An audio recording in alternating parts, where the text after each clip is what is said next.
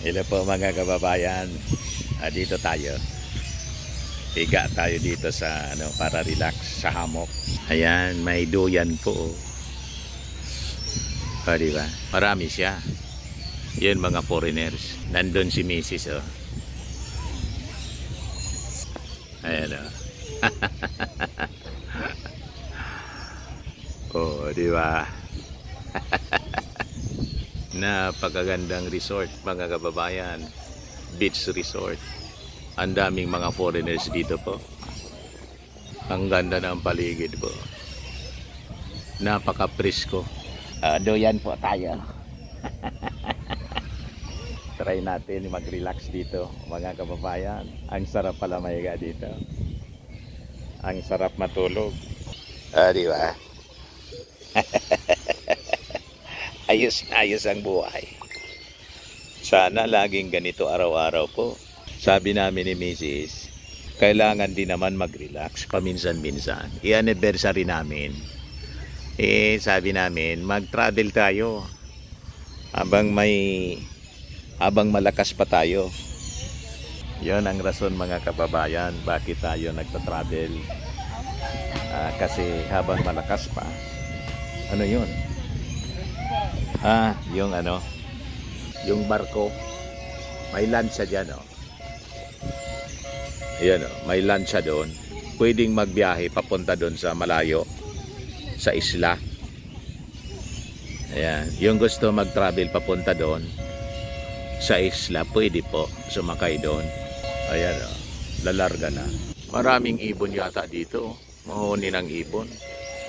Ang lakas po. Maraming mga Koreans, Americans, British. Nakita natin mga kababayan dito. Try po natin mga kababayan mag-vlog na nakahiga. Para ibang posisyon naman po. Pag-usapan natin yung mga mainit na issue dito sa ating paligid, sa ating bansa, pati sa ibang bansa po. Problematic si OWA Administrator Arnel Ignacio. Dahil sa mga Pilipinong pasaway po. May mga Pilipino sa Qatar na aresto po mga kababayan. Siyempre, kailangan tulungan nyo ng ating gobyerno. Sabi ni Arnel Ignacio, ano ba naman anya kayo? Bakit ninyo ginagawa yung mga hindi dapat? Pag hindi naman anya nag-aksyon para tulungan kayo ng ating gobyerno, sisisihin ninyo. Pero kayo anya yung gumagawa ng sarili ninyong problema. Tama naman po mga kababayan. Pakinggan natin mga kababayan yung mensahe ni OWA Administrator Arnel Ignacio na pagod na. Nakakapagod din kasi mga kababayan ng ganitong pag-ugali. Kung ano-anong kinasasangkutan na problema ng ating mga OFWs. Sila yung gumagawa ng sarili nilang problema. Hindi lang mga kababayan mag-focus lang sa kanilang trabaho. Kung ano-ano niyang ginagawa. Ayan po si Arnel Ignacio. Pakinggan natin yung kanyang sinasabi. Sa mga OFWs naman natin na lagi na lang isinasangkot yung sarili nila sa mga kalokohan, nananadyang na gawin, mga kalokohan, nananadyang na gawin, basta gusto nila, gagawin nila, kahit alam nila mapapahamak sila. Utang na loob naman, alam nyo, hindi na ho namin malaman kung paano pa kayong i-rebind, paano pa kayong asikasuhin, paano pa namin kayong pagsisilbihan. Diba? Merong pagpapanggap ng mga prostitute nandiyan sa Sharjah, ay magugubag iti-tiktok nyo pa. Diba? Tapos, ito na naman, siyempre, ano pang gagawin natin? Diba? Sasakluluhan kayo. Yung iba, makikipag-away pa, pinagpipilitan mag-cross country sila. Kahit na mapapahamak, pag napahamak naman, magsususumbong na naman kayo sa lahat ng mga television station, radio, pagkatapos iibahin nyo naman yung kwento, hindi nyo ikikwento yung kalokohan ninyo. Diba? Iba na pagtripan lang lumipad, tinignan lang kung ano meron doon, pagkatapos kung ano-ano na mga sasabihin, magpupumilit ka buwi. Alam niyo paano po ba natin talaga kayong aasikasuhin? Recently, meron nag-shoplift sa Singapore. Ang rason sa akin, umamin naman, bakit kailangan pang imbestiga? Ano ba? Ano mo ba tayo? Hindi mo ba tayo nahihiya sa mga pinagagawa natin? Tandaan nyo, pag kayo lumipad ng bansa, nagtrabaho kayo dyan, para kayo ambassador ng ating bansa, Pilipinas. Yan ang nire-represent nyo. Yung ibang lahi, doon na nakikita yung mga kalakuhan ng mga ginagawa nyo. Ang akala na, ganyan tayong lahat. Diba? Pagbo-boyfriend, magpapabuntis, sa lugar na yan ay haram o bawal. Pagkatapos, kapag ka napahamak, kung ano sasabihin, kayo yung lagi mas matapang eh. Ako yung mga OFWs na matino, na nagtatrabaho ng mahusay, nadadamay eh. Hindi naman ho porke sinabi kayo ay bagong bayani. Eh, lisensya yan para gumawa na kayo lahat ng gusto ninyo kahit mapapahamak. Diba? Hanggang saan nyo ba na gustong pigahin ng aming lakas para kayo ay pagsilbihan? Na umaabot na sa pang-aabuso ninyo ng inyong kalayaan para gawin ang lahat. Pagka napahamak, ito, sisisihin ng gobyerno. Kung yan lang naman ang gagawin nyo sa ibang bansa, huwag na kayo lumipad, utang na loob. Maawa kayo doon sa mga nadadamay ng OFW, maawa rin kayo doon sa mga dedicated na trabahador ng pamahalaan para kayo ay alalayan. Magtulong-tulong naman tayo. Kayo nga, yan na lang itutulong nyo. Huwag na kayong gumawa ng katarantaduhan pagka kayo napupunta sa ibang bansa. Huwag yun na ng ganyang kahihiyan yung bansa natin. Dito na lang kayo. Yan po mga kababayan yung sabi ni Arnel Ignacio, OWA Administrator. Ngayon, obligado naman siya na tulungan yung mga naaristo doon sa Qatar kasi nagrally in support kay Digong. Wala man po palang wala man pong authorization, walang permit. Ayan po. Several Filipinos nabbed in Qatar for holding unauthorized political demonstration.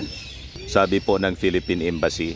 Masama talaga po yung yung natutunan ng ating mga OFWs na iba. Yun ang natingala nila sa kanilang leader. Kita ninyo ang masamang impluensya. Kaya sabi dito, the Embassy of the Republic of the Philippines in Doha strongly advises all Filipino nationals in the state of Qatar to respect local laws and customs relating to mass demonstrations and expressions of political grievances. Matitigas po yung ulo nila. Gusto nila sila yung masunod. Umuwi na lang kaya kayo para malaya kayo na magprotesta. Dito sa Pilipinas, malaya, hindi sinisikil ang mga ganyan.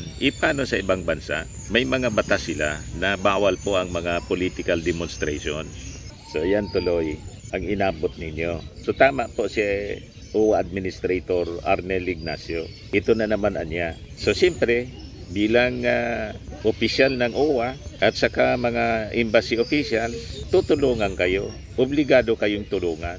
Yun ang nakakalungkot. Pumunta kayo dyan para maghanap buhay. Hindi para sumama sa politika. Pagkatapos, nagpauto kayo doon sa mga nananawagan na zero remittances. O di kinastigo lang ninyo yan, yung pamilya ninyo. Kasi halos wala mang epekto yan. Sabi ni dating Director Solita Monson, 1 week, zero remittance. Wala man epekto yan. Kung gusto ninyo, 1 year ninyong gawin, may epekto yan. Hindi sa Pilipinas kasi siyempre, hindi man lahat sasama sa inyo. Ilan lang na percentage ang sumusuporta sa inyo.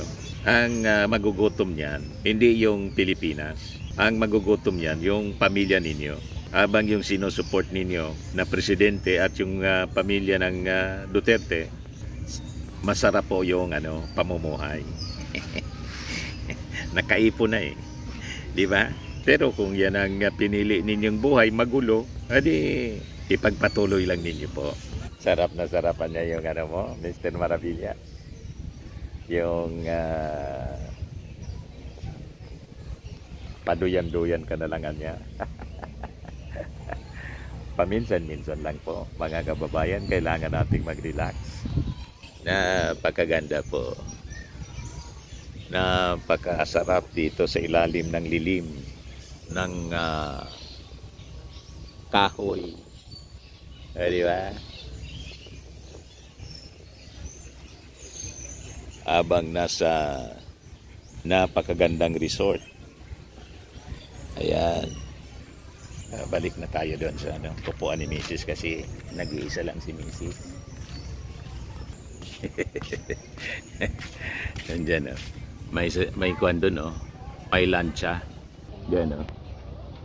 Ang ganda. Ito naman yung kabila oh.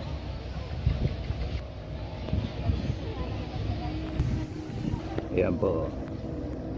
Zoom in natin. Ayan o.